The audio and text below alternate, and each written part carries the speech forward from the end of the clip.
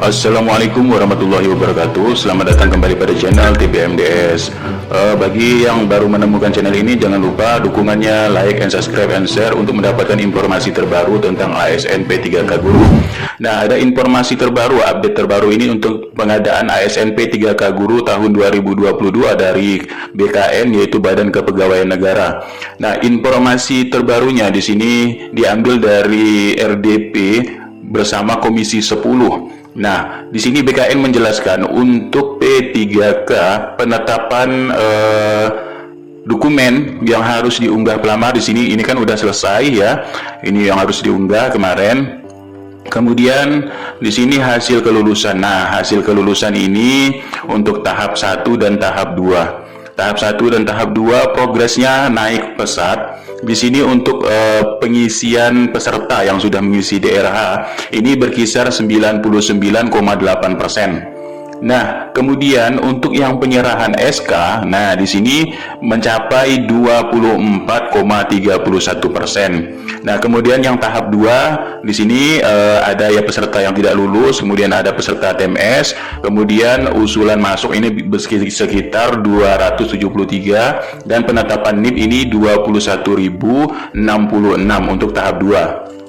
Nah, BKN dalam RDP tersebut juga menjelaskan formasi dan hasil kelulusan CSN P3K Guru tahun 2021 ini per kantor regional. Nah, ini ya bisa dilihat kantor regional, Kantrek Yogyakarta, Surabaya, Bandung. Nah, tahap 1 dan tahap 2. Ini terlihat sisa formasi yang masih tersedia untuk tahap 3 ya. Misalkan di sini adalah Kanrek BKN Yogyakarta, sisa formasinya 14.830 untuk yang di tahap 3 dan tahun 2022. Nah, lulus tahap 1, tahap 2 di sini sudah memang naik signifikan untuk penetapan SK-nya juga. Nah, dilanjut dengan hasil kelulusan seleksi P3K Guru 2021 tahap 1. Nah, di sini ya kita dapat melihat per Kanrek kantor regionalnya. Nah, bapaknya di sini BKN Yogyakarta ya kan. Di sini sudah 6,9% yang sudah menetapkan SK. Nah, kemudian jika ada di tempat kalian bisa dilihat sini Bandung ya, Jakarta. Ini yang masih 0 BKN Medan ya. BKN DKI Jakarta ya masih 0% untuk penyerahan SK. Kemudian Jayapura juga masih 0. Nah, selanjutnya di sini ada beberapa juga ya, yang lainnya sudah memberikan SK. Surabaya ini masih 0 ya, DKI Jakarta tadi 0. Nah, kemudian kelulusan instansi yang belum diusulkan untuk tahap 1. Ternyata setelah didata oleh BKN ini masih banyak kelulusan dari beberapa instansi yang memang belum diusulkan untuk tahap 1.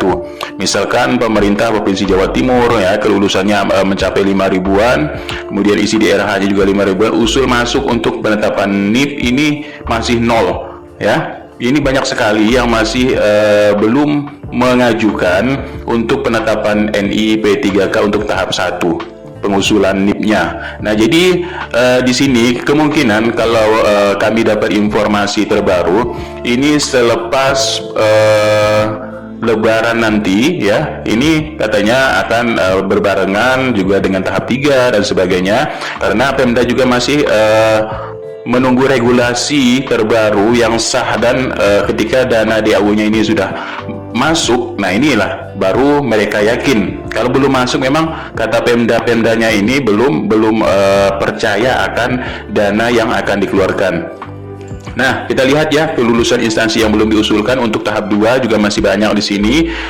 Statusnya masih masuk usul NIP-nya 0 semua ya. Di sini banyak Kabupaten Lumajang, Poso ya dan sebagainya di sini.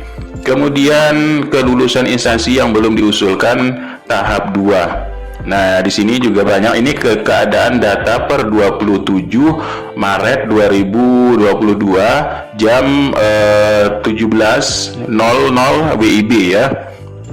Nah, selanjutnya BKN juga di sini menyampaikan pada RDP tersebut untuk seleksi P3K tahap 3, berarti di sini ada sisa formasi.